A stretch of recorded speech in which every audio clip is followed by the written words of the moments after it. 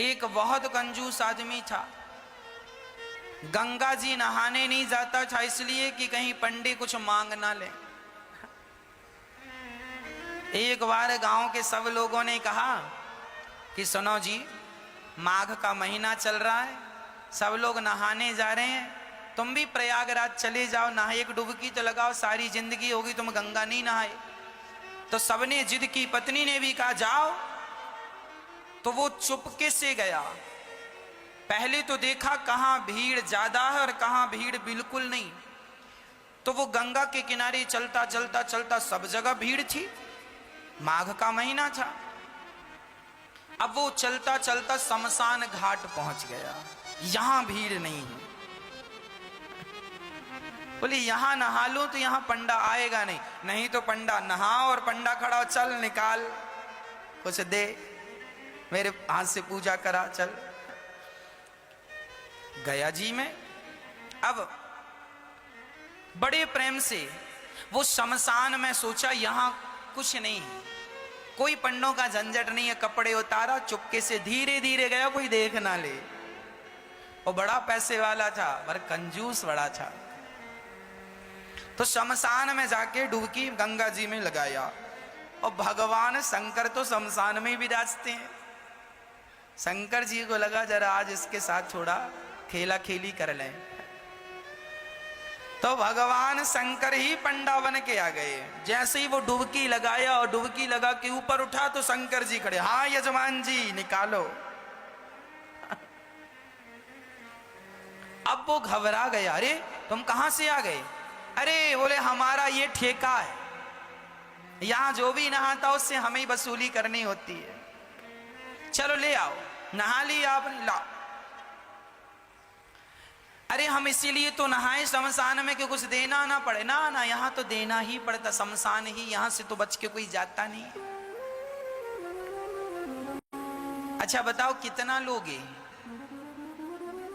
शंकर जी बोले देखो हम वैसे लालची तो नहीं है,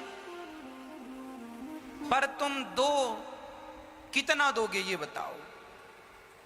उसने बोला 1 पैसा दूंगा। हाँ हाँ, शंकर जी बोले चल मैं 1 पैसे से खुश हूं, चल ला। अभी नहीं लाया, कुछ नहीं हूं, उधार 1 पैसा दूंगा, वो भी उधार। तो शंकर जी बोले ठीक है, तो लिखवाओ फिर अपना एड्रेस वगैरह यहाँ। शंकर जी ने रजिस्टर में नोट किया, कहाँ के हो?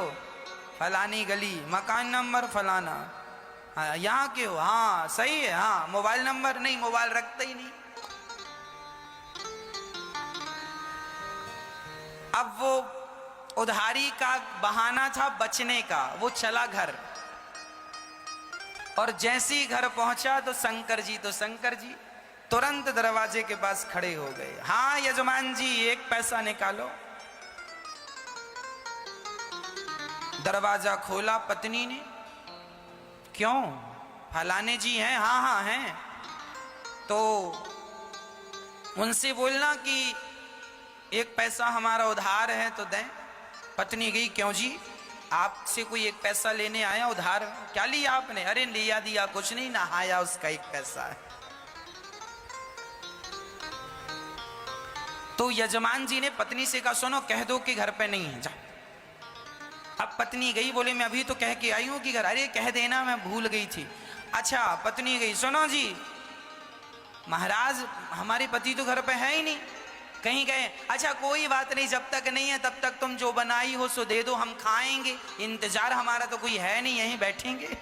अब पत्नी को लगा हे भगवान ये खाएगा, और तुरंत दौड़ी दौड़ी गई, क्यों जी 1 पैसा नहीं देते तो वो खाने का भी बोल रहा है। खाएगा भी।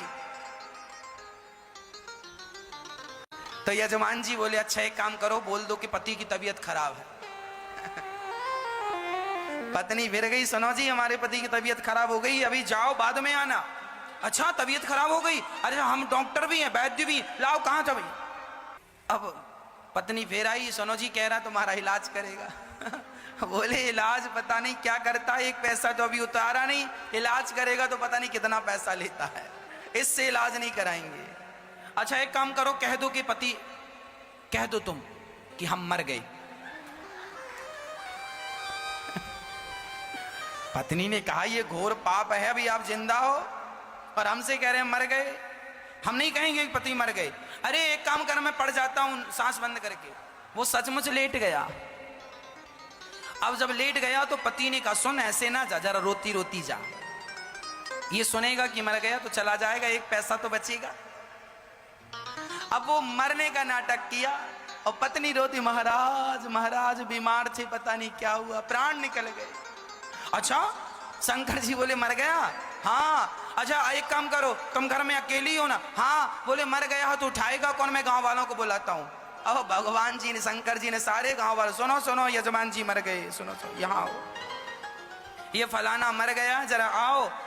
अब सारा गांव इकट्ठा हो गया। सब इकट्ठा, वो पड़ा है और पत्नी की तरफ बार बार यूं यूं करे, अभी है कि गया? अरे वही तो लाया गांव वालों को, कहाँ गया?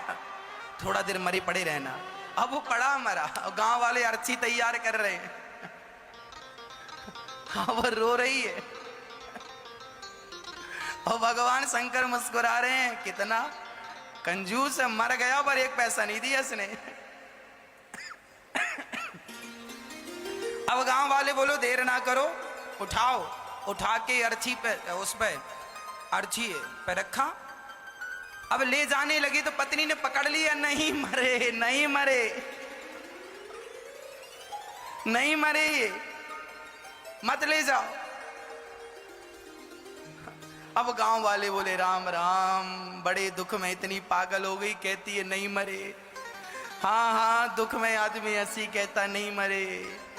अब वो माताएं महिलाएं पकड़ पकड़ के, बहन सब में सब यही कहते नहीं मरे नहीं मरे। तुम सही कह रही हो पर मर गए, अब क्या करोगे? अब उसको पकड़ लिया।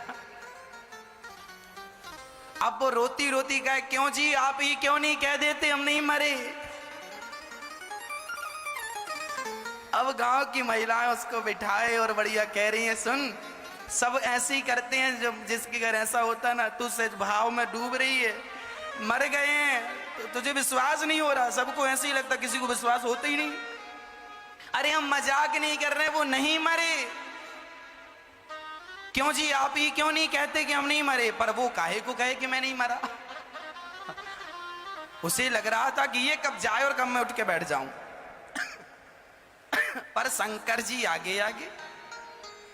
अब गांव वाले लेके चले। अब ये पत्नी बड़ी परेशान है, भगवान सचमुच ना फूक दें लोग। अब वो शमशान तक पहुंच गया, लेटा लेटा सांस रोक के धीरे धीरे सांस लेता। चिता सजाई गई और चिता पे रखा गया, फिर भी उसने नहीं कहा कि मैं नहीं मरा। तब शंकर जी ने कहा यजमान जी अब आग लगाने का नंबर है, अब मौका नहीं मिलेगा, अब बताओ लगा दें? फिर भी वो आंख ना खोले। तब शंकर जी समझ गए एक नंबर का कंजूस है ये। तब शंकर जी बोले अच्छा, मैं किसी के भांग धतूरा से प्रसन्न होता हूं, आज मैं तेरी कंजूसी से प्रसन्न हो गया। चल बोल, तुझे क्या चाहिए, क्या चाहता है? तो उठ के बैठ गया। बोले देना ही है तो कुछ मत दो, जो एक पैसे को कहा था वही छोड़ दो, वही छोड़ दो।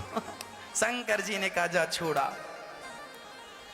वो अपने घर चला गया शंकर जी। तब से शंकर जी को भोला भंडारी कहने लगे, बड़े भोले हैं शंकर जी। उसको भी मिल ही गए